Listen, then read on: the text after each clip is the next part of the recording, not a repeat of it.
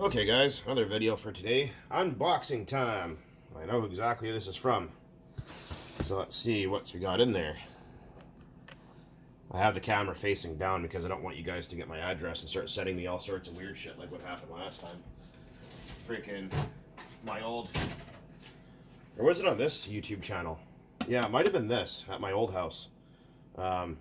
This is kind of funny. So someone got my address and they sent me like broken spaghetti noodles in the mail, and I was like, oh, someone sent me some mail right on. So I opened it on video, and it turns out that whoever did that, I still have no idea to this day, managed to get my address, and then everybody that he handed my address out to started sending me broken spaghetti noodles in the mail, ketchup packets, which was fucking weird. But yeah, so don't really want that happening again. And my old landlord, before I bought my place here, called me and said, hey, you got some mail over here, you need to come get it. And there was hundreds, and I'm talking hundreds and hundreds of envelopes full of broken spaghetti noodles. Like the weirdest thing I'd ever experienced. All right, there we go. Okay. And we got a box of paper. Hang on. That'd be disappointing. Let's see what we got in there. A banana-shaped object, feels like.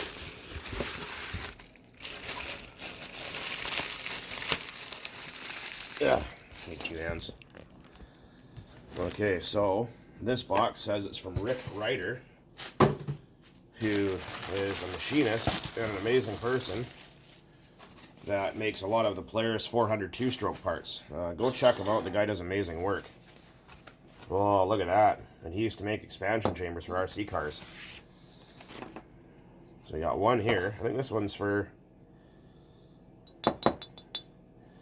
not for a Jado, but what the hell are they called? Well, I guess it would fit on a Jado, wouldn't it? A Rustler, which I plan on getting, but look at that. He doesn't make these anymore, and I think there was a few on sale, or not on sale, but for sale on eBay a while ago. Freaking, look at that. That's pretty cool, man.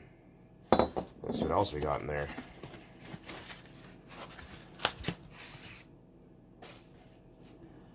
One for a T-Max, because he said, he messaged me and he told me there's something that he wanted to send to me, and no one really told me exactly what it was until he dropped the ball and said, hey, I found some of these old pipes left over in my collection of stuff, and well, Merry Christmas. So that was pretty freaking awesome. So this is for the T-Max. It looks like a Progi or something, or a banana kind of. Anyways, this is for the T-Max 15, I believe, because it's supposed to go at the bottom, as you can see. And there's another one.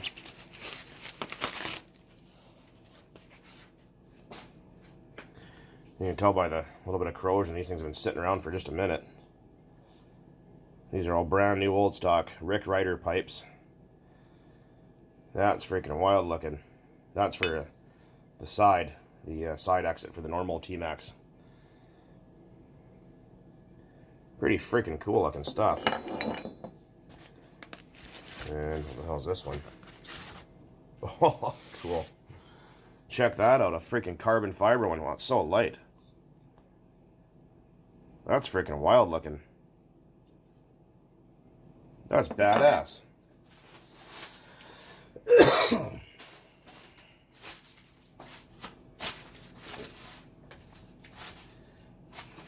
airbag underneath my feet there, almost slipped and fell on my ass. But look at that. So we got this T-Max pipe here. Look at that, it's really cool. Rick, if you're watching, buddy, you're freaking awesome. Thank you so much for the donation. I really appreciate it. Rick Ritter. You guys look up him. RCR Performance, I think it's called. Not RCR as in RC, that RC dude. It's another, or RC Renew. It's not him, so don't get that confused.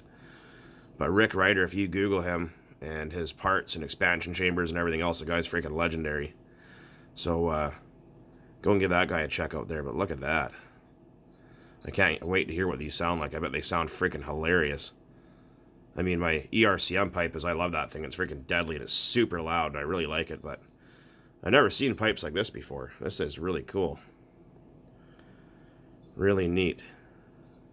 And this one here, and like I said, they're all steel. They're not aluminum, right? Look at that. I remember seeing these things going on eBay for ridiculous amounts of money. Probably about a year ago, maybe 2 years ago now. I have to get myself a 15 chassis and freaking... Or actually, we don't have to get a 15 chassis. I'm going to use this one, so... I need vehicles for all my pipes now. And you guys are going to ask... We are. You guys have seen the ERCM pipe from, well, Extreme RC Mods, the small block 222 pipe, which is a really nice little performer that I got from the man himself, Robin. Yeah, these pipes are insane. They're freaking amazing, and if you have never tried one before, I highly suggest you do. You don't have to go with an end bleed like I did. I custom ordered it that way, and custom ordered it without being finished because I like the look of that better. But I'm definitely going to move a few of these out of the way here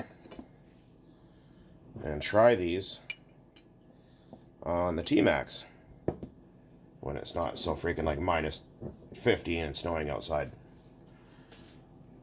Look at that. This carbon fiber one, man. This thing's just, it almost doesn't even, it feels like, it doesn't even feel real, you know what I mean? Like it's just so light. Like these aren't super heavy, but I mean, obviously the construction is made of steel, but this is just, like, I don't even know what to compare it to. It doesn't really, well, obviously I'm freaking babbling now, but yeah. Should be interesting to see what this thing sounds like. Oh, look at that. You can kind of see, where's that flashlight at? I swear to God, you can kind of see light through it. Look at that, you can too, check that out. That's pretty neat. That's pretty neat. Huh. Wild. Must be whatever kind of resin he used to put these things together with. Maybe I should try and make my own pipe. What do you guys think? I'm not a... I mean, I know how expansion chambers work and stuff. And the principles behind them. And a lot of people always wonder why two-stroke dirt bikes and RC cars have a funny-looking shape. Why does the exhaust look like that? Well, I'll explain this really quick. Like pipes like this, and you know, it's not a muffler, and it's not really an exhaust. It's a tuned, well, it's a tuned pipe, right? It's when the exhaust pulse leaves, right? So actually, let's freaking hold this up so it's easier. So when the piston comes down and the exhaust exits, it sounds a shockwave with it, and some of that fuel air mixture will leave into your header. Now what'll happen is that sound wave will come down here, it'll turn around, it'll come back, and it'll push your fuel air mixture back up in your cylinder, make the engine more efficient and perform better. And depending on how long this is, how short, how fat, how skinny it is, all those things will, you know, change the power characteristics of the engine. Like how much top end it has, you know, on the top RPMs versus lower RPMs. Some pipes are better for torque, some are better for more RPM. This is an RPM pipe. I think basically all these are. So where you have something like this, which is, yeah, it's, well, I guess better than the factory plastic ones, but it's nothing compared to any of this kind of stuff here. This is, I'm going to cut one of these open. If I can find another one of these that's kind of damaged or whatever, I wouldn't mind cutting one open to see what exactly is in there. Maybe just take a zip disc and cut it in half. I want to see what like the cone shape or anything is. Actually, maybe we can see down in there. Because if you look in there, you might be able to see it. That's probably too much glare for the camera, but you can kind of see there's something in there. See it? Hold that in the right position here. That's not the back side of the wall of the pipe either. There's something else in there, maybe a cone or something. But, yeah, it's, from what I can see in there, There's a hole here, and there's a hole here. There's 2 of them. That's what I can see inside there anyways. Oh, there's 3, never mind. So there's probably 1 hole here, 1 here, 1 here, and 1 here. But it doesn't look like it goes into a cone, so it's kind of hard to say, because that cone shape is important. Hence the reason why they run these on speed and high performance, high RPM 2-strokes. That cone shape is important. Just like how that one is. That return, that, you know, when that shock wave comes up, it has to have something to bounce off to come back, right? So, I mean, this pipe performed, from what I can remember, not bad. It was alright. But also, you got to remember, header length, too, will affect how the engine runs. If the header is too long, you'll actually end up losing your performance. It won't work as well as it should. And, I mean, some pipes are almost like well, this pipe right here it's tuned to length right for the engine. This goes right on the exhaust port. That's it. It's on there. You know what I mean? So, when this pipe was on the engine, it would be just like this. Just like that.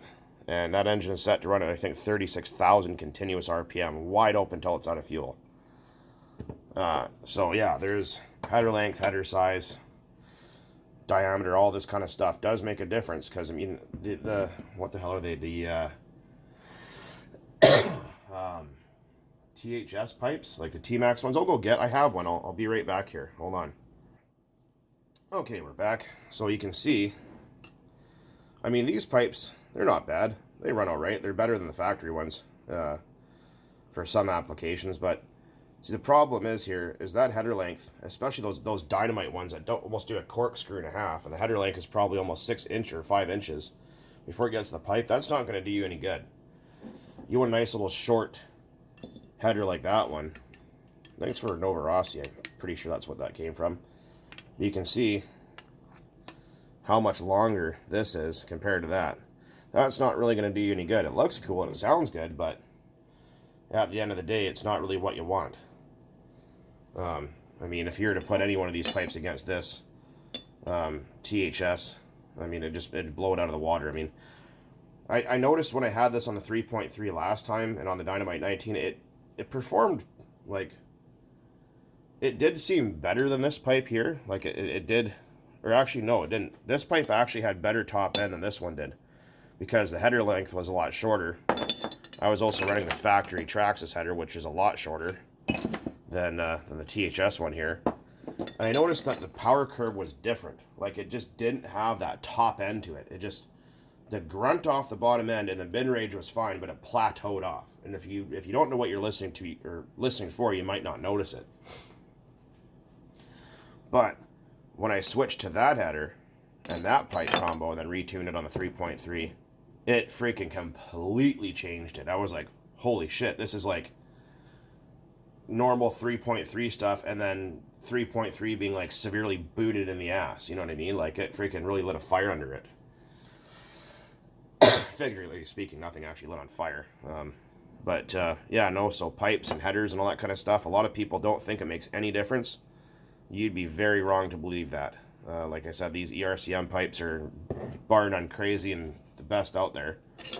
And I mean, I haven't tried these things out yet, but I mean, I'm sure these right here are probably right up there with those. So, I mean, if you look at how fat these are too compared to how skinny that one is, yeah, I'm excited to try this. It should be really interesting. And am I going to run all of them? Well, this wouldn't be the Bug 404 if I didn't run all of them.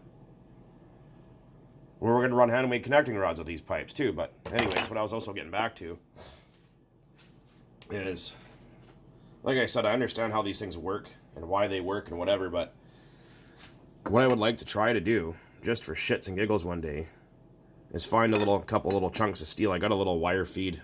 I don't even know if it still works, to be honest. Like one of those little power fist piece of shit from China. Little flux cord guy there.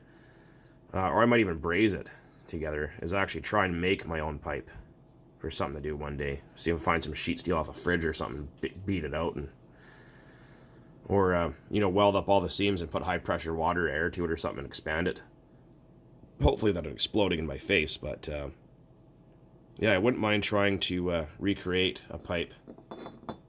Obviously not one of these, because these are You know what I mean? I'm going to come up with my own kind of design.